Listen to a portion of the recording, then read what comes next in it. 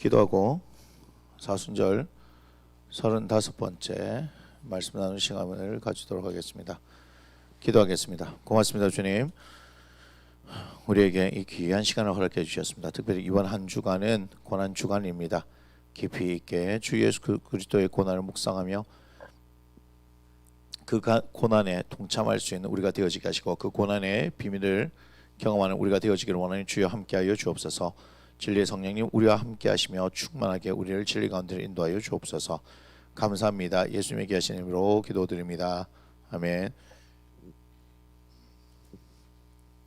이번 주가 사순절 마지막 주간이고, 그래서 이번 주부터 한 주간이 고난 주간입니다. 특별히 이 고난 주간에 예수 그리스도의 고난을 잘 묵상하기를 원하면서 가능하면 개인적인 오락과 즐거움들을 추구하는 일들을 자제하시고 하나님의 말씀 가운데서 주님과 아름다운 교제들이 계속해서 일어나기를 원합니다. 우리가 지금 십자가에 대해서 이야기를 하고 있습니다.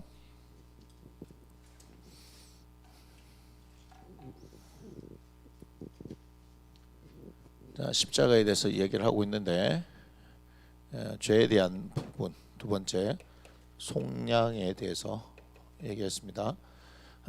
갈라디아서 3장 13절 14절을 통해서 속량을 얘기했고요. 갈라디아서 4장 5절로부터 7절에 대해서 얘기를 하고 있죠. 그래서 이걸 통하여서 우리는 뭘 알 수 있습니까? 이 십자가가 주는 네 번째 의미가 속량을 통해서 우리가 아들의 명분을 얻게 되어진다 하는 얘기를 나누고 있습니다.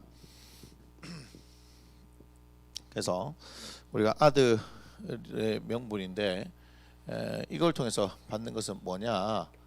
유업을 받는다라고 얘기했는데, 유업을 받는다는 말은 다시 얘기하면 우리가 상속자다 이렇게 되는 거예요.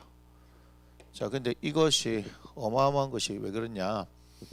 유업이 뭐냐면요, 아주 간단하게 생각하면 됩니다. 하나님이 우리 아버지시고 그 아버지께서 우리에게 물려주시고자 하는 것은 뭐겠습니까? 그 유업은 뭐겠습니까? 바로 하나님 나라입니다. 하나님 나라. 하나님 나라. 이거는 너무 커서 우리가 감히 감당할 수 없는 거예요. 그래서 로마서 8장 17절에 보면 그리스도와 함께한 상속자다 이렇게 얘기를 하잖아요. 그러니까 우리가 예수 그리스도와 함께 그 하나님 나라를 상속받는 사람이 되는 거예요. 그러니까 기꺼이 하나님께서는요, 우리에게 하나님 나라를 주고 싶으시다 이렇게 얘기를 하시는 거예요. 얼마나 대단합니까? 사실 그래서 하나님 나라가 너무너무 크기 때문에 우리는 사실 우리는 그것을 다 받아들일 수가 없어요. 그건 천국 가봐야 합니다. 천국 가봐야 알지만, 그 하나님 나라에 대해서 얘기할 때 우리가 사도행전 1장을 가만히 보면요, 사도행전 1장 한번 펴봅시다. 1장 3절이죠. 1장 3절. 1장 3절을 보면 이렇게 말씀하시죠. 사도행전 1장 3절입니다. 그가 고난 받으신 후에 또한 그들에게 확실한 많은 증거로 친히 살아계심을 나타내사 40일 동안 그들에게 보이시며 하나님 나라의 일을 말씀하시니라 이렇게 지금 기록하고 있습니다. 그러니까 예수님께서 부활하시고 난 이후에 승천하시기까지 40일 동안 이 땅 가운데 계셨는데, 이 땅 가운데서 계시면서 말씀하신 게 뭐예요? 하나님 나라의 일이에요. 하나님 나라의 일. 그러면 그 하나님 나라의 일이 뭐죠? 라고 얘기를 할 수 있습니다. 그 하나님 나라의 일을 알 수 있는 부분이 뭡니까? 이게 하나님 나라의 일이 뭐냐면요, 우리가 사복음서를 통해서 보면 압니다. 사복음서. 예수 그리스도께서 하신 일이잖아요. 마태복음 12장 28절을 보면 만일 성령을 힘입어 귀신을 쫓아내는 것이면 하나님 나라가 너에게 이미 임하였느니라 말씀하시고, 누가복음에 하나님 나라는 여기 있다 저기 있다 하는 것이 아니고 이미 너희 안에 하나님 나라가 있다라고 말씀하시죠. 그래서 이 복음서가 결국 하나님 나라의 일이에요. 누가 그 일을 행하십니까? 우리 예수님께서 성령을 힘입어서 그 일을 하신다 이 말입니다. 그분이 하신 일들이요, 하나님 나라의 일들이에요. 성령에 사로잡혀서 행하셨던 그 모든 것들이 사실은 하나님 나라의 일이에요. 그래서 사복음서를 가만히 들어보면 뭘 볼 수 있다? 하나님 나라를 볼 수 있다. 정말입니다. 하나님 나라를 볼 수 있는 거예요. 우리가 천국 가면요, 그것을 확실하게 볼 수가 있습니다. 하지만 이 땅 가운데서 뭐가 일어날 수 있습니까? 이 땅 가운데서도 하나님 나라의 일들이 계속해서 일어날 수 있는데, 우리가 유튜브를 통해서 그걸 봤잖아요. 그 윤치영 목사님, 그래서 중국에서 선교를 하셨을 때 막 많은 귀신이 쫓겨나고 병자가 막 낫는 그런 일들 하는데, 어떤 지역에 가서 하려고 하니까 너무 사람들이 많아가지고 일일이 안수하면서 치유하기가 너무 힘든 상황인데, 그때 뭘 생각했냐면 하나님 나라를 생각했다. 하나님 나라는 뭐 아픔도 없고 그죠? 슬픔도 없는 곳인데, 만약 지금 이 자리가 하나님 나라가 된다면 내가 일일이 뭐 그렇게 기도하면서 고치지 않아도 되지 않겠냐라고 해서, 뭐 자세하게는 얘기를 안 하셨지만 그곳이 하나님 나라가 되어지는 그 놀라운 일들 통해서 수백 명의 사람들이 뭐 귀신 쫓겨나고 나왔다 이런 얘기를 하잖아요.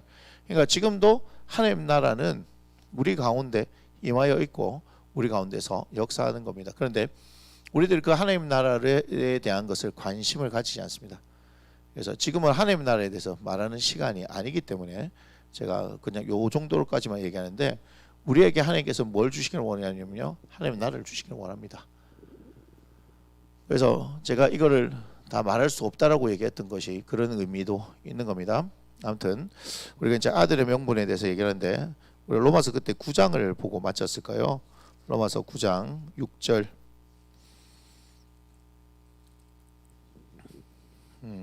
그래서 우리가 로마서 9장 6절에서 이제 13절의 말씀을 가만히 우리가 살펴봤었을 때, 결국은 뭐냐, 육신의 자녀가 하나님의 자녀가 아니다라고 얘기하면서, 무슨 자녀요? 약속의 자녀여야 한다. 약속의 자녀가 뭐죠? 아들이라 하는 그 명분을 얻은 사람들을 이야기하는 거 아니겠습니까? 이것은 뭐로 말미암아서 되는 겁니까? 예수 그리스도의 십자가를 믿는 사람들에게 이루어지는 일입니다. 그래서 뭐라고 얘기했냐면 11절에 에서와 야곱의 사건을 통하여서 얘기하지만 택하심을 따라 되는 하나님의 뜻, 이렇게 얘기하죠. 그죠? 그래서 이 약속의 자녀는 택하심을 따라, 택하심이죠. 택하심, 선택이죠. 그죠? 택하심을 따라 되는 하나님의 뜻입니다. 여기서 이 택하심은 하나님께서 불렀다라는 의미도 되지만, 이건 뭐죠? 우리가 뭐 했다? 믿었다 하는 의미도 되는 겁니다. 우리도 믿었다 하는 의미가 되는 겁니다. 무슨 얘기요? 복음을 전하는데 그 복음을 받아들이는 사람도 있고 있지 않다라고죠. 그럴 때 그 믿음에, 복음에 반응하는 사람의 그 믿음이 결국 뭐요? 하나님의 택하심의 증거다라고 하는 거예요. 그래서 여러분, 데살로니가 전서에 보면 믿음은 모든 사람의 것이 아니다라고 얘기합니다. 믿음은 모든 사람의 것이 아닙니다. 믿음으로 말미암아서 우리가 구원을 받는데 이것은 하나님의 선물이다라고 얘기하는 거죠. 여러분 잘 아셔야 됩니다. 여러분, 그래서 여러분이 하나님의 자녀가 되는 것이 얼마나 위대한 것인가 하는 것을 여러분 스스로 깨닫지 못하면요, 계속해서 세상의 가치와 충돌을 일으키면서 하나님의 아들이 되었다, 하나님의 딸이 되었다, 즉 하나님의 자녀가 되었다는 이 가치를 우리는 헌식짝처럼 내버릴 수 있습니다. 여러분 보세요. 가만히 생각해 보세요. 우리가 어렵다라고 하는 이유가 뭡니까? 우리가 어렵다라고 하는 얘기요. 제가 깊이 있게 생각을 해봐도요, 그건 돈 문제 말고는 없어요. 여러분, 어렵다라고 얘기하는 것이요, 돈 문제 말고는 없다니까요. 사실 이 질병도 돈만 있으면 이렇게 뭐 치료도 할 수 있고 버텨낼 수 있죠. 돈이 없으니까 못하는 거 아니에요? 우리가 공부하는 이유는 뭐예요? 공부해서 좋은 대학 가서 좋은 직장 다니면서 남들보다 돈 많이 벌고 편하게 살려고 하는 거 아니에요? 결국은 돈이 베이스예요. 돈이 베이스. 제가 보니까 그래요. 뭐 권력도 얼마 가지 못하는데 돈 있는 사람들은 계속해서 뭐 자녀들에게 물려주더라고요. 제가 지난주에 모르겠어요. 내일도 강남에 제가 나갈 일이 있어요. 제 눈 이렇게 검사하고 뭐 하는 것 때문에 가는데, 그러면 그 중국집을 제가 한번 다시 더 가볼까 생각했는데, 제가 처음 보는 중국집인데 그걸 검색을 해봤더니 지금 소유주 말고 그 앞에 이제 이 지금 소유주들의 아버지 되시는 그분이 이제 고인이신데, 오유 강남에 뭐 빌딩 부자더라고요 보니까. 지금 가지고 있는 게 재산이 옛날 그 기사예요. 5년 전에 보니까 한 5천억 재산 된다 그러더라고, 빌딩으로만. 그래 지금 뭐 시간이 5년 지났으니까 더 하겠죠. 근데 뭐 또 돈을 그래 벌었는데 그 자녀들이요, 뭐 빌딩 막 소유하면서 뭐 빌딩 부자 임대하는 그게 아니에요. 건물주 임대하는 게 아니고 막 또 뭐 큰 자녀는 연세대를 가가지고 어디 교수고 뭐 해갖고 또 뭐 이화여대 나오고 뭐 또 연세대를 나오고 뭐 교수가 뭐 그 집안은 뭐 그렇더라고 보니까. 교수 집안이더라고 보니까. 아니 뭐 돈만 많으면 뭐 공부를 못할 줄 압니까? 돈이 많으니까 공부를 더 잘하더라고요. 그러나 여러분 좌절하지 마십시오. 우리에게 하나님이 계십니다. 다만 그분이 우리에게 막 안 주시죠. 막 안 주세요. 여러분들 원하는 만큼 안 주세요. 근데 왜 그런지 아세요? 우리가 그만한 것을 받을 만한 그릇이 안 되기 때문입니다. 여러분 그걸 꼭 아셔야 돼요. 하나님께서 주실 만한 사람한테 줍니다. 예? 그런데 주실 만한 사람한테 주셨는데도 어떻게 해요? 그 받은 사람들이 나중에 배반의 똥줄을 땡기는 거 아닙니까? 그렇지 않나요? 아니 막 주셔요. 우리 하나님께서는 주신다고요. 주셨는데도 불구하고 어떻게 해요? 배반의 똥줄을 땡겨가지고 뒤통수를 때리는 거 아니겠습니까? 그래서 결국 우리 다 돈 때문에 힘들어하는 거더라고 보니까. 사람들 보면요 다 돈 문제예요. 돈 문제. 근데 돈 문제를 결국은 뛰어넘을 수 있는 것은 딱 간단합니다. 하나님을 선택하는 것밖에 없어요. 저는 마태복음 6장을 계속해서 깊이 묵상할 때마다 그것이 맞습니다. 두 주인 겸하여 섬길 수 없다라고 분명히 말씀하시죠, 그죠? 그러니까 우리는 이 돈 문제를 초월할 수 있는 방법이 뭐냐? 하나님의 나라와 의를 구하라 이렇게 해줘. 그럼 이분은 그것을 너에게 더 하신다라고 하는 이 말씀이에요. 그런데 지금 우리가 뭡니까? 돈은 실제적인 문제고 하나님 나라의 의는 우리에게는 어쩌면 추상적인 것처럼 느껴지지 않겠습니까? 그렇죠. 그러나 이게 뭐예요? 이게 영의 세계예요. 이게 무슨 세계입니까? 육의 세계예요. 그럼 이것은 무엇입니까? 이건 허상인 거예요. 이건 뭐예요? 실상이에요. 아닌데요, 목사님? 은행의 계좌는 실상입니다. 5만 원 신사임당은 실상입니다. 5만 원짜리 돈 따발은 실상입니다. 이렇게 얘기하겠죠. 그러니까 거기에 계속해서 우리가 매어지면요, 영적인 본질을 결국은 추구하지 못하는 인생이 되어지고, 영적인 본질을 우리가 추구하는 인생이 되어질 때 우리의 인생이 풍성해지고 세상에서 좌지우지 되어지지 않는다 이 말이에요. 그런데 이걸 아무리 가르쳐줘도 현실의 문제 앞에 딱 부딪히면요, 하나님을 선택하지 않는 수많은 사람을 봅니다. 그래서 우리 예수님도 그러잖아요. 내가 믿음을 보겠느냐? 우리에게 믿음요, 큰 믿음 별로 필요 없어요. 무슨 믿음만 있으면 돼요? 우리에게는 겨자씨 믿음만 있으면 된다니까요. 그런데 우리에게는 겨자씨 믿음도 없어요. 우리에게는 겨자씨만한 그런 작은 믿음도 없다니까요. 백부장처럼 내가 이스라엘 중에 이만한 믿음을 본 적이 없다. 예수님을 놀래키는 이런 큰 믿음, 그런 것까지 우리가 안 바라더라도 겨자씨만한 믿음만 있으면 이 산을 들어 저 바다에 던지려면 그대로 되리라고 얘기했잖아요. 그러니까 믿음이 역사하는데, 믿음이 누구를 움직이는 거예요? 우리 하나님 움직이는 겁니다. 믿음이 우리 하나님 움직이는 거예요. 그래서 히브리서 11장에 뭐라고 얘기합니까? 믿음이 없이는 하나님을 기쁘시게 하지 못하나니 하나님께 나아가는 자는 그가 반드시 계신 것과 그에게 나오는 자에게 상 주시는 이심을 믿어야 할지니라 이렇게 얘기합니다. 히브리서 11장 봅시다. 히브리서 11장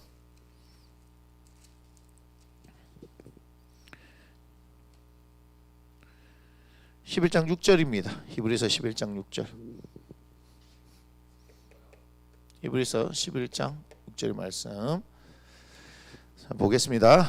믿음이 없이는 하나님을 기쁘시게 하지 못하나니 하나님께 나아가는 자는 반드시 그가 계신 것과 또한 그가 자기를 찾는 자들에게 상 주시는 이심을 믿어야 할지니라 이렇게 얘기하죠. 그렇죠?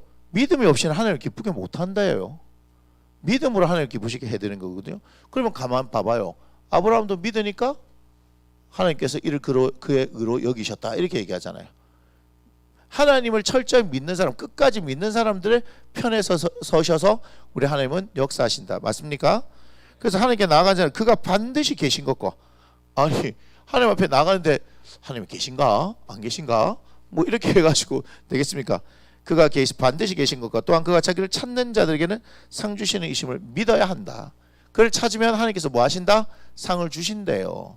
그러니까 믿음이 제가 뭐라고 그랬습니까? 영적인 것이다 라고 얘기했고, 이 믿음을 통해서 우리 하나님을 일하시게 한다라고 지금 계속해서 얘기를 하는 겁니다. 그러니까 겨자씨만한 믿음이라도 있으면 그 믿음 보시고 하나님께서 하신다. 그런데 우리에게는 믿음이 없더라 이 말이에요. 자, 끊임없이 사탄은요 우리를 속입니다. 그의 주특기가 뭐죠?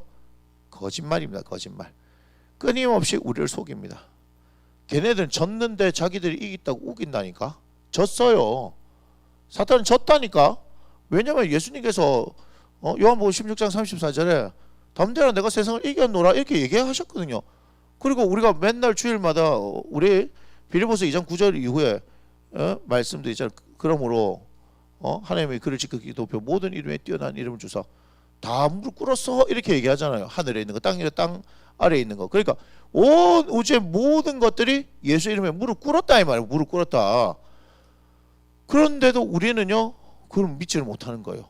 예수님이 우리 편이잖아요. 예수님이 우리 편. 아니 내가 예수님 편이잖아. 내가 예수님 편. 뭐가 됐든 간에 주님의 살을 먹고 주님의 피를 마시면 주님 내 안에 있고 내가 주님 안에 있다 이 얘기하는 거잖아요. 그게 뭐요? 십자가의 사건을 나의 사건으로 고백한 사람들, 그 사람들이 예수 그리스도 안에 있고 또한 그들에게 예수 그리스도가 그 안에 계시다라고 얘기하는 거죠. 근데 마치 여러분들 주님이 없는 사람처럼 생각하고 사는 거예요. 그러니까 제가 너무 안타까운 거예요. 배짱을 가지고 한번 살아보세요. 우리 주님께서 나와 함께 하신다라고 계속해서 말씀하시잖아요. 배짱을 가지고 한번 살아보라 이 말이에요. 이렇게 배짱을 가지고 그리고 입을 크게 열라 하면 입을 크게 열고 하나님께서 내가 채우리라 얘기하셨으니까 믿져야 본전 아니냐. 믿져야 본전 아니냐. 왜 그런 인생들을 못 사느냐 이 말이요. 왜 본인이 스스로 재고되고 막 하나님을 막 하나님의 능력을 제한시켜 버리고 뭐 그렇게 사냐 이 말이요. 우리에게는요 한 번밖에 없습니다. 인생이 한 번밖에 없는데 우리에게 예수님이라는 너무나 귀한 분을 알게 하셨고 그렇구나. 이분으로 인해서 우리가 살 수 있는 존재들이구나. 이분으로 인해서 우리가 정말 배짱있게 살 수 있겠구나. 그런 것들을 가지고 살아야 되지 않겠습니까? 그러니까 나이가 어리나 적거나 상관없습니다. 나이가 적거나 많거나 상관없습니다. 어때요? 예수님 믿는 사람들은 그 예수님을 알아가고 그 주님이 나와 함께 하심으로 인해서 든든하게 살아갈 수 있는 거예요. 세상 사람들이 볼 때는요 뭐 돈도 없는 것 같고 백도 없는 것 같이 이렇게 보여질 때 저들은 뭘 저렇게 자신감이 있노라고 얘기했을 때 자신감이 있을 수밖에 없지. 내 안에 예수님이 계신데 이 예수님이 실제적으로 여러분들 가운데 역사하시는 경험을 하지 못하면요 여러분 우리는 살아가야 될 의미 존재가 없는 거예요. 의미 자체가 없는 거다 이 말이에요. 좀 가감하셨으면 좋겠습니다. 아시겠습니까? 로마서 11장을 한번 보겠습니다. 로마서 11장.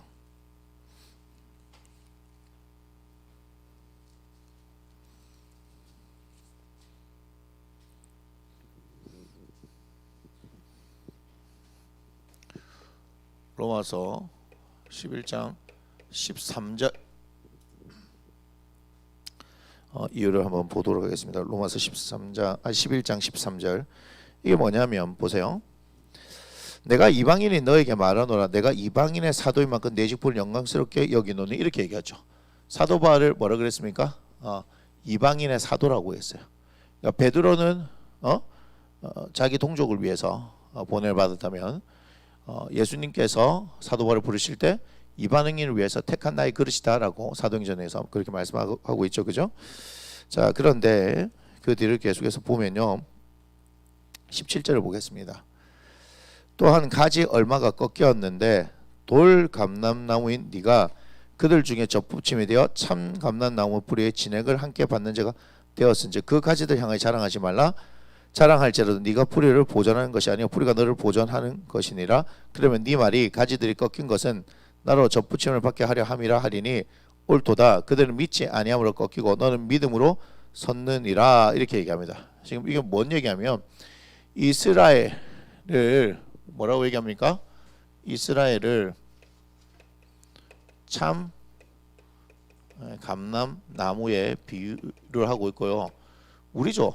이방인을 뭐라고 얘기합니까? 돌 감람나무라고 얘기합니다. 그런데 이 돌 감람나무의 가지를 꺾어 가지고 여기에 뭐 하는 거예요? 지금 접붙이기를 합니다. 접붙이기가 되어지면 어디에 붙어버린 거예요? 참 감람나무에 붙어보니까 이제는 참 감람나무의 뿌리로부터 물과 영양분을 공급받게 되어지는 거 아니겠습니까? 우리가 그렇게 되어졌다는 거죠. 그러니까 아들의 명분을 얻게 되어졌다는 것이 그런 거예요. 이해가 돼요? 예.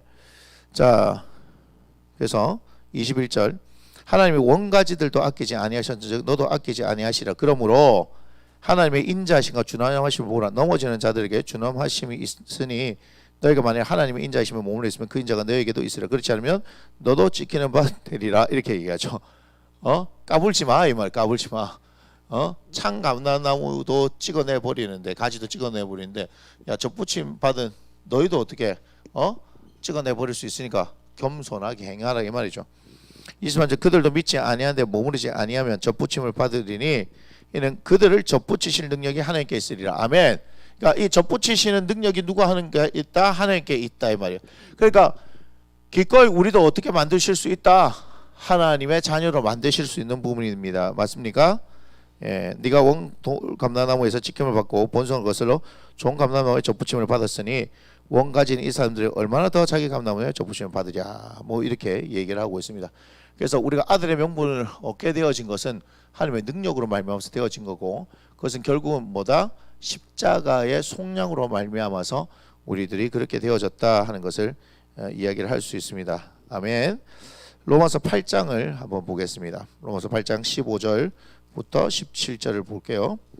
자, 아들의 명분을 얻은 사람들에게 그런데 8장 15절부터 17절의 말씀을 보면 어떤 일이 있느냐? 8장 15절 보겠습니다.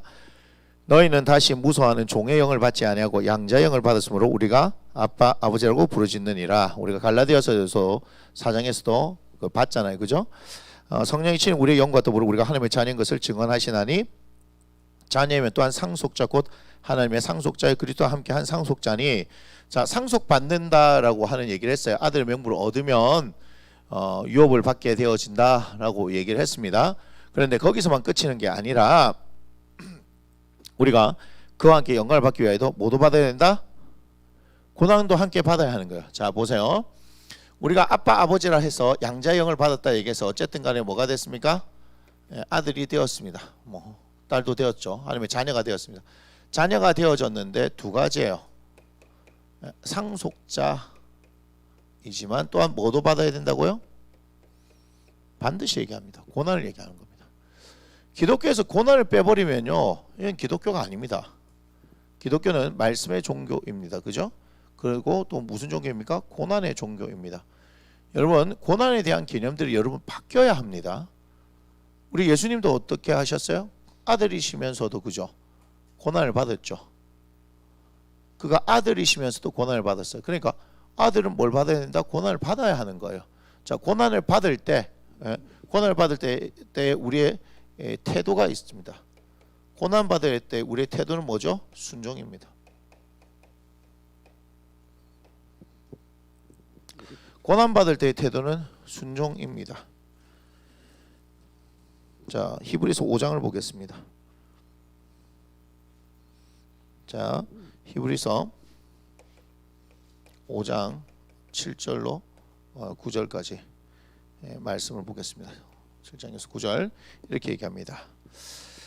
그는 육체에 계실 때에 자기를 죽음에서 능히 구원하실 이에게 심한 통곡과 눈물로 간구와 소원을 올렸고 그의 경건하심으로 말미암아 들으심을 얻었느니라. 자, 뭐라고 얘기합니까? 그가 아들이시면서도 받으신 고난으로 뭘 배웠다? 순종함을 배웠다.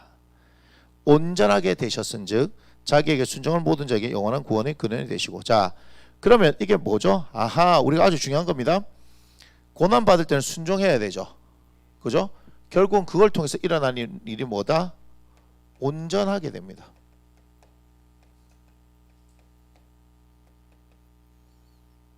온전하게 된다 이 말이에요. 뭘로써? 하나님의 자녀로서. 하나님의 자녀로서 온전하게 되는 거예요. 그러니까 우리 예수님이 십자가의 그 죽으심으로 말미암아서 어떻게 되신 거예요? 온전한 하나님의 아들로서 인정을 받으셨다 이 말이에요. 십자가에서 죽으심으로 말미암아서 우리 예수님이 육신을 입고 이 땅 가운데 오신 예수님이 온전히 하나님의 아들로서 인정되셨다. 그러면 우리도 뭐예요? 하나님의 아들이면, 우리가 하나님의 자녀면 양자의 영을 통하여서, 그죠? 양자의 영을 받아서 우리가 하나님의 자녀가 되어졌으면 우리도 어떻게 해야 됩니까? 기꺼이 고난을 통하여서 순종함을 배워야 되는 거죠. 그죠? 그렇게 되어지면 우리가 어떻게 된 거예요? 온전하게 된 거예요. 여기 굉장한 비밀이 있습니다. 여러분, 굉장한 비밀이 있습니다. 무슨 얘기냐? 자, 또 적죠. 사람은 영과 뭘로 되어 있어요? 육으로 되어 있습니다. 그런데 어떤 성장이 있어야 돼요? 영적 성장이 있어야죠. 왜 그러냐면 우리는 태어나면서부터 계속해서 우리가 하나님을 믿게 되어지기 전까지는 계속해서 육이 이끄는 대로 살았다 이 말이에요. 그죠? 로마서를 통해서 우리가 보면 알겠지만 우리는 끊임없이 육적인 것에 익숙한 사람들이 되어지는데 예수님을 믿게 되어지면서 우리가 영적인 것을 경험하게 되는 거잖아요. 하지만 우리가 그 영적인 것을 배우지 않으면 하나님의 자녀이다라고 얘기함에도 불구하고 전혀 자라지 못하는 어린아이 같은. 그래서 고린도전서 3장 2절에 보면은 3장 1절에 보면은 어린아이 곧 육체에 속한 자 이렇게 해서 예수님을 믿는다라고 얘기하지만 전혀 변하지 않고 자라지 않는 모습으로 예수 믿기 전과 후가 다름없이 그렇게 살아가는 사람들의 모습을 보게 되는 거다 이 말이에요. 그래서 하나님께서 뭐 하기를 원하신다? 자라게 하는 거죠. 그게 뭐였냐? 출애굽하고 난 이후에 십계명을 주시고 나서 이스라엘 백성들을 하나님의 말씀으로 가르치기를 원했고 그 말씀 가운데 뭐 하기를 원했다? 순종하기를 원했다 이거예요. 그래서 순종이 그렇게 중요한 겁니다. 왜냐? 순종을 해야지만 뭐가 자라는 거예요? 우리 영적인 것이 자라게 되어 있습니다. 자, 무슨 말이냐? 왜 고난이 중요하냐면요, 고난이라는 놈이 오면요 우리 육신이요 꼼짝을 하지 못합니다. 여러분, 고난 와봐요. 고난이 와보면 우리가 너무 힘들어가고 막 그러잖아요. 몸도 힘들고 뭐도 힘들어요. 마음도 힘들어요. 고난이 오면요 이 육적인 놈이요 꼼짝을 못한다니까요. 이거 잘 아셔야 돼요. 고난이 오면 육적인 것은요 어떻게 감당을 할 수가 없어요. 그런데 뭐는 감당이 돼요? 영은 감당이 돼요. 영은 감당이 돼요. 그걸 통해서 뭐 하게 돼 있어요? 영은 자라게 돼 있어요. 아니, 우리 육신이 자라기 위해서는 요즘 이제 저희 집에 거의 대부분의 아이들이 헬스하러 갑니다. 헬스하러. 그랬더니 열심히 막 쇠질 하면서 막 하고 있는데 막 그 중에서 제가 누구라고 말은 못 하겠지만 한 친구는 뭐 하냐? 보충제를 먹으면서. 보충제 뭔지 아시죠?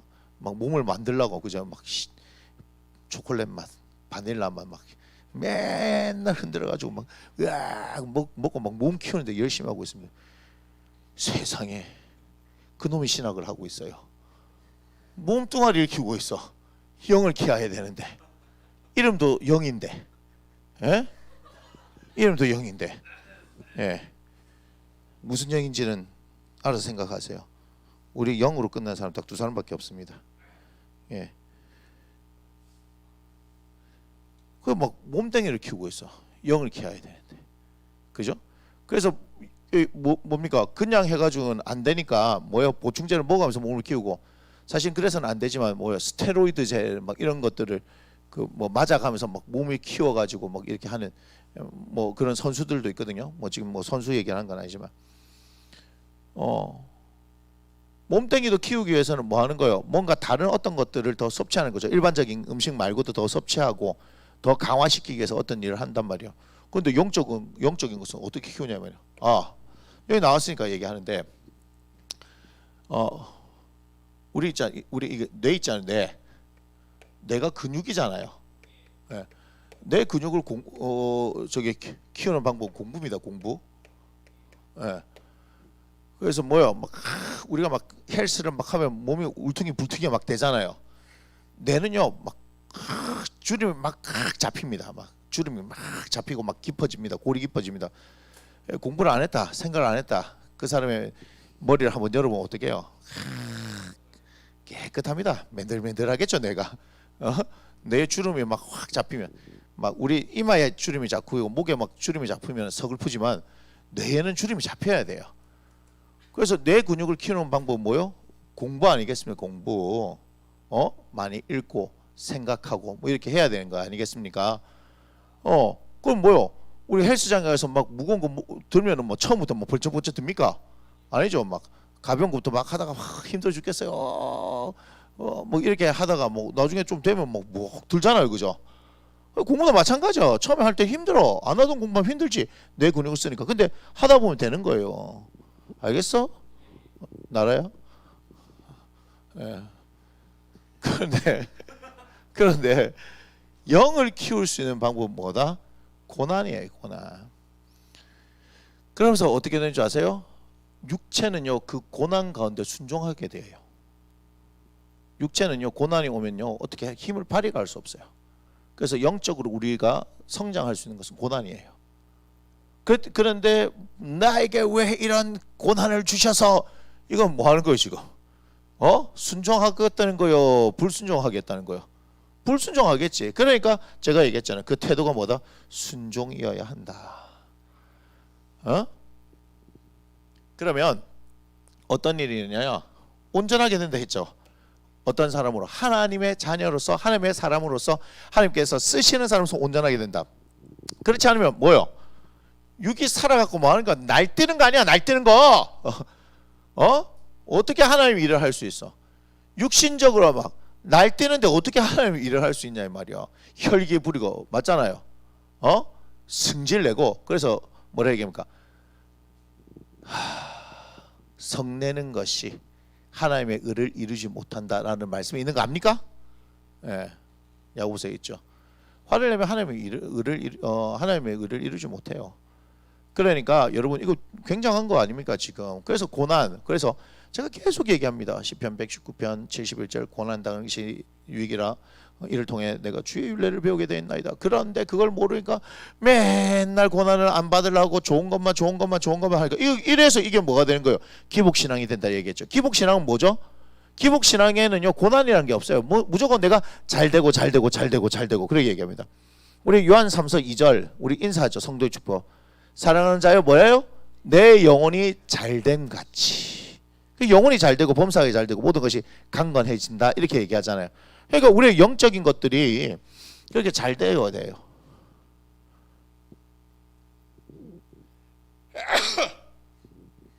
그래서 고난은요 우리한테 굉장히 유익입니다. 그러니 아들이 뭐 받아야 되는 거예요? 우리가 아들이다 하면 뭐죠? 고난 받아야 되는 거예요. 아니 하나님의 아들인데 왜 고난을 받아야 됩니까? 이것도요 똑같습니다. 제가 뭐라 그럽니까? 요즘 아이들 힘이 없는 이유가 뭐죠? 부모가 다 해줘서. 그래서 명문가일수록 어떻게 키웁니까? 엄격하게 키웁니다. 자식 새끼 안 망치려면 우리가 뭐 재벌 2세 3세 이렇게 하면서 좋은 얘기 잘 못 들어보잖아요. 그죠? 재벌 2세들 재벌 3세들한테 좋은 얘기 들어봤습니까? 그런데 뭐 저도 이제 자세히 아는 건 아니지만 영국 같은 귀족 가문들 있잖아요. 귀족 가문들 그런 데서는요 자녀도 엄청 엄격하게 키웁니다. 지금도 그랬는지 모르겠지만 영국에서 대학교 1학년에 들어갈 때가 되어지면 휴학을 하고 뭐 세계 일주 돌아다니면서 여행하면서 애들 이렇게 하게끔 만들어요. 근데 걔네들 무리지어서 안 다닙니다. 혼자서 다니고 이렇게 합니다. 제가 미국 사람들을 보면서 굉장히 깜짝 놀란 것은 무엇이냐면요. 얘네들은 어디 가든지 당당합니다. 압니까? 미국 사람들은 우리 한국에 와가지고도 어떻게 합니까? 지 혼자 다니면서 좀막 시불랑시불랑 거립니다. 그거 못 느끼셨어요? 미국 사람들은요 혼자서 전 세계를 다 돌아다닙니다. 심지어는요 여성분들도 막 배낭 한 개 메고 그냥 막 갑니다. 막 말이 통하든 안 통하든. 제가 KTX 타고 부산 내려갈 일이 있었는데 미국 사람을 만났습니다. 그 사람이 동대구역에서 내려가지고 어디 가냐면 그 팔만 대장경 있는 해인사 가려고 하더라고요. 그래서 내가 이제 심심한게 말을 붙였습니다. 전 네이티브 스피커는 아닙니다. 완벽한 콩글리시를 구사하면서 이박으로 붙였죠. 어째 왔노? 언제 왔노? 온지 얼마 됐노? 이거를요. 저 영어 됩니다. 그 정도는요. 그럼 뭐 어렵다고? 그런데 이제 했더니 제가 동대구 가고 하면서 저한테 보여주는 겁니다. 야, 근데 제가 보면서 놀랐어요. 그러니까 거기에 가야 될 걸 위해서 전부 다 책을 다 사가지고 그 지도책도 다 사고 자기 여기 꼭 가야 된다고 막 이렇게 하면서 내려서 버스 못 타는 거까지 다 연구해서 왔더라고요. 혼자서. 그 택시 타고 우리는 택시 타고 가려고 하겠지. 근데 걔네들은 대중교통 이용해가지고 가는 거요. 굉장하지 않습니까? 그렇게 다녀요. 당당하잖아요, 당당한 거. 그러니까 그렇게 키우는데 우리는 어떻게 해요? 대한민국은 공부에 미쳐가지고 새끼들이 막 전부 공부하게 만들어요. 저는 공부해야 된다고 생각하는 사람입니다. 공부를 해야 돼요. 공부를 하면요 우리가 삶을 살아가는데 굉장히 자유로운 게 많습니다. 공부를 하면요 굉장히 자유로워진 게 많고요. 또 공부를 하면요 하나님께서 쓰시기에 정말 좋은 사람들 될 수 있는 조건들이 굉장히 많습니다. 여러분 정말입니다. 그리고 공부를 하십시오. 그리고 공부를 할 수 있도록 분명한 목적을 하나님 앞에 두고 공부를 하셔야 됩니다. 이건 나이가 들어도 마찬가지입니다. 저는 끊임없이 공부해야 된다고 생각하는 사람입니다. 우리는 끊임없이 하나님의 말씀을 공부해야 되고 하나님을 공부해야 된다고. 그래서 얘기했잖아요. 힘써 여호와를 알자. 우리 조직에 오신 분들은요 공부가 싫어서 오시면 우리 조직에 몸담기 힘듭니다. 우리 조직은 끊임없이 말씀을 연구하고 죄송하지만 주님 앞에 보내드리기 전날까지라도 제가 어떻게 해요? 계속해서 큐티하라 말씀을 할 거고 그래서 그렇게 할 겁니다. 이 땅에서 주님과 같이 동행했던 사람들이 잘 동행하지 않겠습니까? 집에서 새는 바가지가 바깥에서 새는 거 아니겠어요? 집에서 잘해야 바깥에서 잘하고 바깥에서 잘하는 사람이 집에서 잘하고 그런 거 아니겠습니까? 이해가 됩니까? 그래서 우리 하나님은요 우리를 당신의 자녀로 삼으시면서 고난을 받으라라고 얘기하십니다. 근데 그 고난의 의미가 뭐다? 영적인 성장이다. 그걸 통해서 온전하게 되는 거예요. 그러니까 저에게 있어서도 마찬가지죠. 그 고난의 세월들이 너무 힘들어가지고 막 안 보이잖아요. 사실은 안 보이거든. 그런데 지나고 나서 보니까 그것이 하나님께서 나를 성장시켜가는 거구나. 그 웬만한 거 갖고 눈 하나 깜짝 안 하잖아요. 눈 하나 깜짝. 세상의 기준으로 살아가는 제가 사람이 아니기 때문에 뭐 어떻다 저떻다 제가 호들갑 떨지 않습니다. 그래서 한번 아이들이 큰일 났어요. 그래서 진짜 큰일 난 줄 알았더니 한 개도 안 큰일 났더라고 보니까. 저에게 큰일 난 것은요 예수 안 믿고 죽는 게 제일 큰일 난 겁니다. 저에게 있어서는요 예수 믿던 사람이 타락해가지고 예수를 안 믿는 것이 가장 큰 일입니다. 딴 건 없어요. 그게 가장 큰 일입니다. 이 세상에서 가장 큰 일은요 예수 모르고 죽는 게 제일 큰 일입니다. 아무튼 우리에게 하나님의 자녀가 되는 이 기회를 주셨잖아요. 그죠? 그러면서 우리에게 고난이 오면 그렇구나 하나님을 배우라고 하는 기회구나. 이때는 우리는 어떻게 해요? 왜 나에게 이런 고난을 주셨습니까? 라고 얘기하는 것이 아니고 주님 기꺼이 따르겠습니다. 그런데 뭐라고 해야 돼요? 제가 따를 수 있는 지혜가 없습니다. 제가 따를 수 있는 능력이 없습니다. 기꺼이 따를 수 있는 지혜와 능력을 하나님 허락해 주셨으면 좋겠습니다. 포기하지 않고 끝까지 갈 수 있도록 저를 도와주셨으면 좋겠습니다. 이런 태도들이 필요한 거예요. 그러면요 여러분 잘합니다. 그러게 되면요 온전하게 되면요 어떻게 해요? 하나님께서 쓰시기에 아주 아름다운 사람이 되지 않겠습니까? 그게 누구요? 예수님의 제자들이 그러는 거 아니에요? 그게 누구요? 우리 바울의 형님 아니겠습니까? 성경에서 말하고 있는 그런 사람들이 그렇게 되는 거예요. 그럼 이 사람들이 어떻게 되는 거예요? 히브리서 11장 38절에서 말하고 있는 사람들처럼 이런 사람들은 세상이 감당할 수 없다. 이왕 살 것 같으면 세상이 감당할 수 없는 사람이 돼야 되지 않겠습니까? 그렇지 않습니까? 자, 그 다음에요. 좀 치워주세요. 잠깐 물 한 잔 먹고 진행하도록 하겠습니다.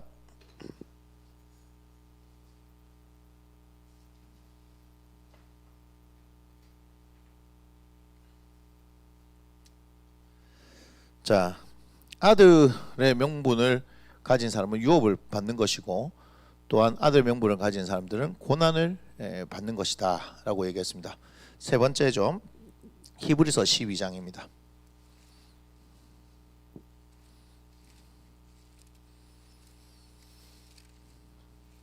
히브리서 12장 5절부터 13절입니다.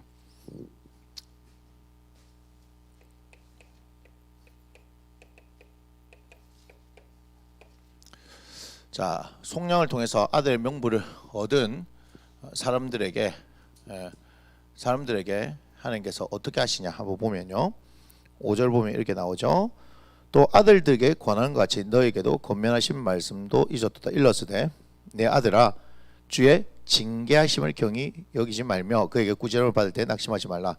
주께서 그 사랑하시는 자를 징계하시고 그가 받아들이시는 아들마다 채찍질 하심이라 하였으니 너희가 참음은 징계를 받기 위함이라. 하나님이 아들과 같이 너희를 대우하시나니 어찌 아버지가 징계하지 않는 아들이 있으리요.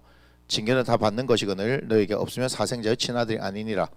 또 우리 육신의 아버지가 우리를 징계하여도 공경하였거든 하물며 모든 영의 아버지께 더욱 복종하며 살려 하지 않겠느냐.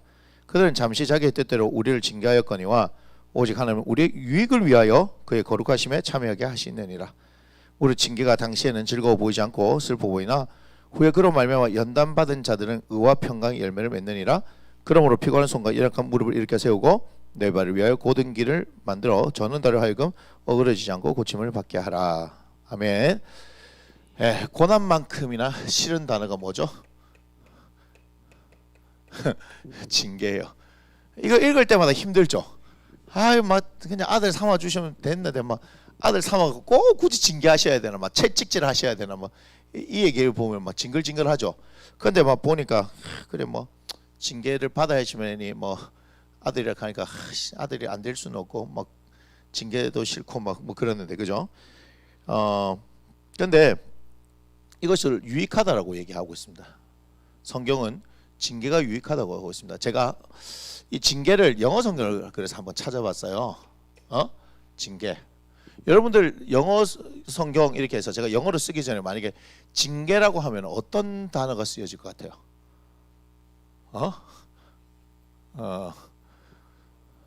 벌이 뭐예요? 벌. 혼나는 거. 리뷰크도 있을 수 있고 그죠? 그다음에 퍼니시 뭐 이런 의미, 아니면 뭐 페널티의 의미가 있든지 뭐 이렇게 생각할 수 있잖아요, 그죠? 저도 영어 성경 보기 전에 뭐 그런 게 아닐까라고 생각한 거예요. 찾아봤는데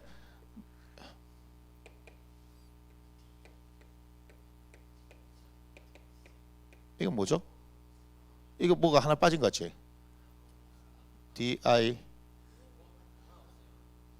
SC 아니? SC?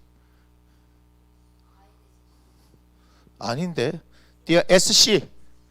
SC 맞아, SC. 뭐가 빠졌어. 디스플린 이렇게죠. 근데 디스플린 하면 생각나는 게 뭐죠? 아니 생각나야 되는 영어 단어. 디사이플. 그렇죠. 디사이플이죠. 디사이플이 뭔데요? 제자. 제자잖아. 디스플린이 그죠? 훈육하다는 말이에요. 이거는 그냥 막 훈육하는 게 아니라 분명한 목적을 가지고 행할 때 디스플린을 얘기하는 거예요. 그러니까 우리가 그냥 우리 한글 성경에서는 그냥 징계 이렇게 하니까 와, 하나님의 아들인데 아니 아들로 불러주시면 잘해주든가 왜 뭐 채찍질하고 징계를 해? 이렇게 되는데 그 영어 성경 보니까 디스플린 이거는 엄격한 훈육을 얘기합니다. 훈육. 이해가 됩니까? 디스플린은 엄격한 훈육입니다.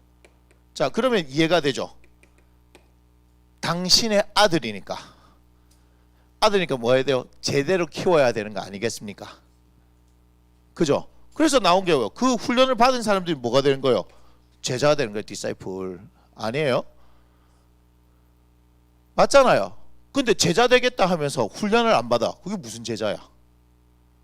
아니 예수님 따르겠다 하면 뭐 따른다는 게 뭔데요? 따른다는 게 이제 이렇게 나와야 되죠. 따른다는 것은 말씀을 배우고 말씀에 순종하고 그렇게 사는 것이 따른다는 거예요. 그래서 제자입니까? 라고 물어보았을 때는 이게 있다는 거예요. 뭐가 있다? 엄격한 훈육을 통해서 만들어지는 거다. 거기서 이제 탈락한 사람이 누굽니까?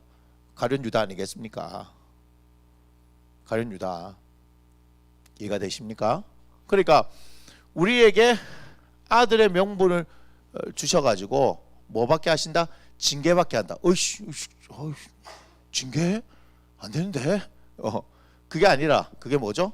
디스플레이, 엄격한 훈육을 통해서 뭐 하는 거예요? 하나님의 아들로서 잘 자라게 만든 거예요. 그래서 이제 이게 나온 거죠. 사생자요. 이게 얘기한 건 죄송하지만 애비 없는 자식 이렇게 얘기하는 거죠. 그러니까 뭔 말입니까? 이 얘기가 무슨 얘기예요? 너 제대로 교육 못 받고 네 마음대로 자라서 네가 못 빼앗먹어서 그렇지 이렇게 하는 거예요. 우리나라에도 아주 뭐 하면 안 되는 막 있지 않습니까? 그죠? 뭐 그렇게 된 거예요. 이거 사생자다라고 얘기하는 것은 못 빼앗쳐 먹었다 이 말이에요. 그런데 여러분 한번 생각해 보세요. 그럼 여러분들이 예수님 때문에 하나님의 자녀가 됐다라고 얘기했는데 지금 교회가 욕을 먹는 이유는 뭐죠? 훈육을 안 받기 때문이에요. 훈육을 받아요. 이걸 알아야 되는 거예요. 전도에서 왔잖아요. 예수 믿으면 잘 됩니다. 이게 전도 아니라니까요. 하나님의 사람으로 성장시키기 위해서는 반드시 훈육이 있어야 됩니다. 그래서 훈련이 없이는요 제자가 될 수 없는 거예요. 훈육이 없이는요 하나님의 아들이 되어질 수 없는 겁니다. 자 보세요. 우리가 이렇게 했습니다. 아들이다. 하나님의 아들이다 했을 때 우리가 지금 세 가지를 본 거잖아요. 1번, 2번, 3번. 보세요. 유업에 대해서 얘기했습니다. 맞습니까? 그 다음에 뭐예요? 고난에 대해서 얘기했고요. 지금 뭐에 대해서 얘기해요? 징계에 대해서 얘기합니다. 근데 보세요. 제가 아들이 뭘 받을 수 있다? 유업을 받을 수 있다라고 얘기했는데 유업은 아무나 받는 게 아니죠. 아들이면 받는 게 아니라 장성한 자가 받는 거예요. 그러니까 하나님께서 어떻게 해요? 고난을 통해서 유업을 받을 수 있도록 해주실까요? 안 해주실까요? 해주시겠죠. 징계를 통해서 받게 해주실까요? 안 해주실까요? 해주시겠죠. 그럼 우리 하나님은 좋으신 하나님, 나쁘신 하나님? 좋으신 하나님이지. 우리 하나님은 좋으신 하나님이에요. 어떻게 이분이 나쁠 수가 있냐고요. 그런데 우리가 고난이 뭔지 의미를 이해를 못하고 징계가 뭔지 의미를 이해하지 못하면 이런 얘기 하잖아요. 왜 내가 예수를 믿는데 나에게 이런 일이 일어났어? 뭐 이렇게 얘기하죠. 네 사람 만들라고. 무슨 사람? 하나님의 사람으로 만들라고. 네가 그래 해갖고는 어떻게 돼? 하나님의 약속한 기업을 받을 수가 없기 때문에. 그래 갖고는 뭐요? 허랑방탕하게 네가 탕진할 것이기 때문에. 하나님께서 주시는 것이 얼마나 귀한데 그걸 받아가지고 네 마음대로 쓴단 말이야. 그렇지 않나요? 저는 잘 모르지만 그 주방의 세계가 있잖아요. 주방의 세계. 무슨 말이냐? 큰 식당 같은 데 가면 아무나 가가지고 막 불 막 샥 이렇게 하는 건 아니잖아요. 제가 군대 있을 때 제 밑에 이제 후임이 하나 들어왔는데 얘가 일식집 주방장 했는데 일식집 뒷주방장을 했대요. 그게 뭐냐? 이렇게 물어봤더니 자기도 막 밟아서 올라간 거야. 그 뒷주방장이 튀김하는 거래. 튀김. 자기 거기까지 했대. 그럼 이제 앞주방장 하면 뭐 하겠어? 앞에 가고 뭐 하겠어? 회도 썰고 뭐 이렇게 칼질하겠지. 우리 뭐 옛날에 그 뭐 만화라든지 영화나 이런 데 보면은 막 주방에 처음 들어가 하는 게 뭐예요? 전부 다 감자 깎기 이런 거 하는 거 알아요? 감자 막 산처럼 쌓여 있는데 막 감자 막 까는 것부터 시작한다고 이렇게 얘기하잖아요. 그죠? 그 유명한 그 중국 요리사 누굽니까? 이연복. 이연복 씨 같은 경우도 뭐 처음부터 그렇게 요리를 배운 게 아니잖아요. 전에 들어보니까 뭐 엄청 맞았다 그러더라고. 엄청. 예, 엄청 맞았다. 그때는 왜 그렇게 때렸는지 모르겠다면서 엄청 맞았다면서. 아무나 불에 가는 게 아니고 아무나 웍 잡는 거 아니잖아요, 그죠? 그렇게 가는 게 아닙니다. 그러니까 뭔가 귀한 걸 맡기려고 하면요, 아무에게나 맡기는 게 아니죠. 하나님께서 하나님 나라를 주시려고 하면은 아니 받을 수 있을 만한 사람들에게 하나님께서 나눠주시는 거지, 받을 자격이 안 되는 사람한테 줘봐야 감당을 할 수 없는 거잖아요. 그러니까 여러분 착각하면 안 됩니다. 이런 사람도 있잖아요. 하나님 막 기도하면서 저한테 막 이게 주세요, 한번 줘보시라니까요, 제가 하면 정말 멋지게 하나 안 하나 한번 보여드릴게요. 그 사람 아직 태도가 안 된 겁니다. 어디 감히 하나님 앞에 그렇게 얘기할 수 있습니까? 제가 그랬기 때문에 압니다. 자질이 안 되는데 뭐 한번만 해보시라니까요. 뭐 뭘 그냥 네 있는 자리에서 잘해라. 그래서 요즘 계속해서 말씀드리는 것이 누가복음 16장 13절에 지극히 작은 것에 충성하는 자가 큰 것에 충성하다. 여러분 달란트 있잖아요. 달란트 비유에서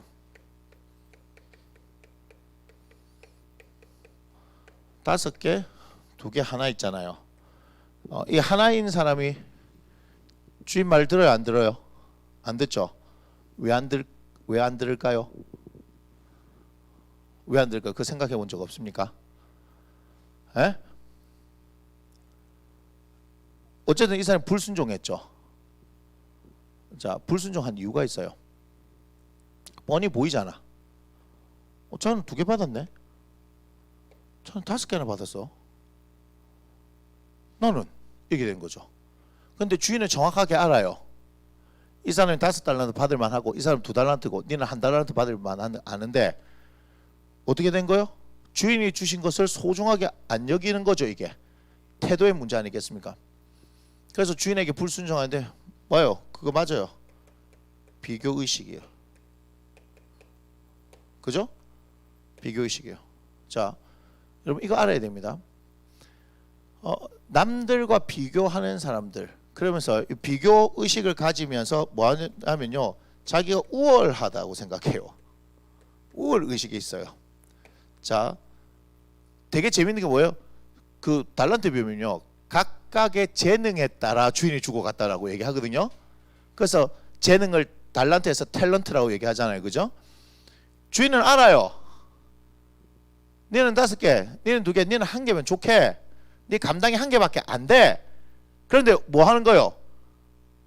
꼭 지 자신의 주제 파악 못하는 것들이 지가 뭔 줄로 뭔가 된 줄 알더라 이 말이에요. 제 말이 맞는가 안 맞는가 보세요. 같은 공동체에서 딱 보세요. 꼭 비교 의식하면서 지가 막 잘난 척하고 하는 사람도 있어요. 그 사람들 뭔지 알아요? 자기 미천이 없는 사람들, 자존감이 없어요. 그런데 현실에 대한 감각이 없어. 지가 뭐가 되는 줄 알아. 지가 하면 할 수 있다라고 생각하는 거예요. 아니에요. 그러니까 내가 1달란트밖에 할 수 없다는 상황을 정확하게 아는 것도 굉장히 중요한 겁니다.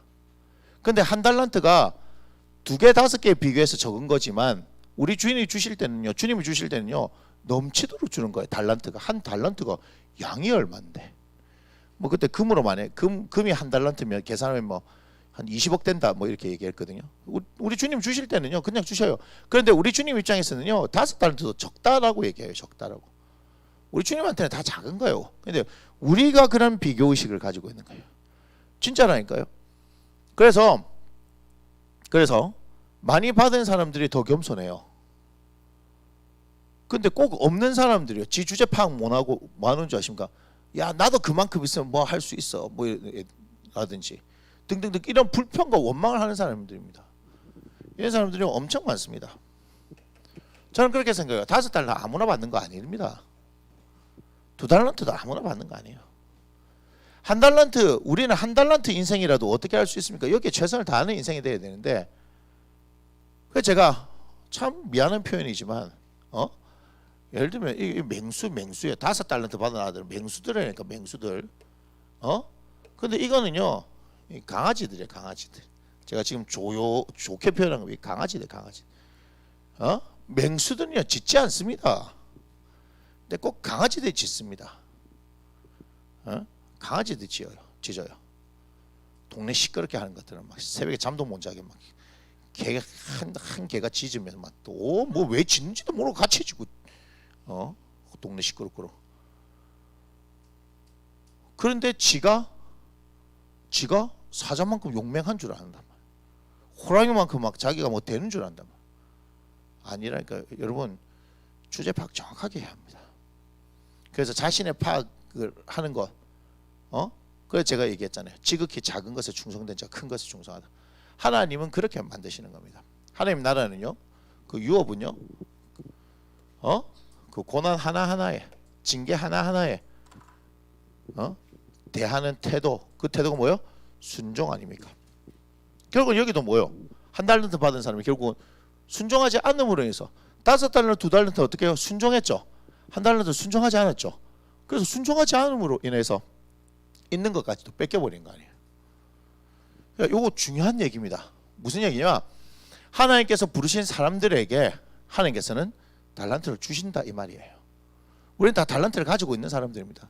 근데 그 달란트를, 자기에게 주어진 달란트를 봐야지, 남이 가지고 있는 나보다 더 큰 파일을 가지고 있는 달란트를 보면서 있어 버리면 여러분, 그런 사람들은요 순종하지 않습니다. 우리를 이 신앙생활 가운데서 성공시키는 힘이 뭐냐? 절대적으로 순종하는 것이다.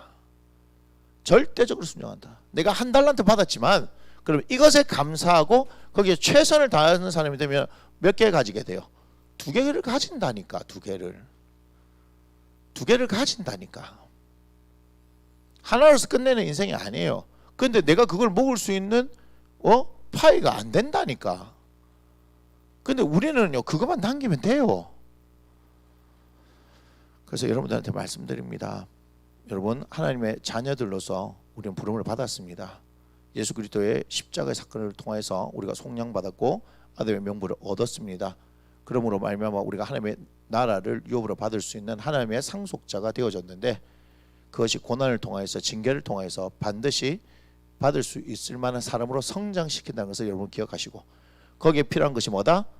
절대적 순종을 통하여서 우리가 온전하게 되어질 때, 그렇게 되어진다는 것을 꼭 기억하시면서 하나님께서 허락하신 것들을 이 땅 가운데서 마음껏 받고 누리며 살아갈 수 있는 여러분이 되어지기를 주 예수 이름으로 축원합니다. 아멘. 기도하겠습니다. 고맙습니다. 하나님, 오늘 사순절 35번째 말씀 나눔의 시간을 가지게 하시면 감사를 드릴 때, 오늘 주신 말씀들 잘 묵상하면서 하나님, 고난이 또한 징계가 어떤 것인지를 알아서 하나님의 의도하신 것을 깨달아 알아 우리가 이제는 삶에 대해서 고난과 징계를 대하는 태도가 달라지고, 그래서 하나님 앞에 순종하여 온전하게 되어 주님의 나라를 유업으로 받는 하나님의 자녀들 되어져서 이 땅 가운데 주의 복음을 전하는데 쓰임받기를 원하니 주여 함께하여 주시옵소서. 이번 한 주 고난 주간 주의 말씀을 묵상하며 주님과 함께 동행하기를 원합니다. 주여 더 깊이 당신을 가르쳐 주시옵소서. 감사합니다. 예수님의 거룩하신 이름으로 기도드립니다. 아멘. 함께 고백합니다. 이 모든 영광을 하나님께 올려드립니다. 아멘. 평안한 밤 되시고 내일 뵙도록 하겠습니다.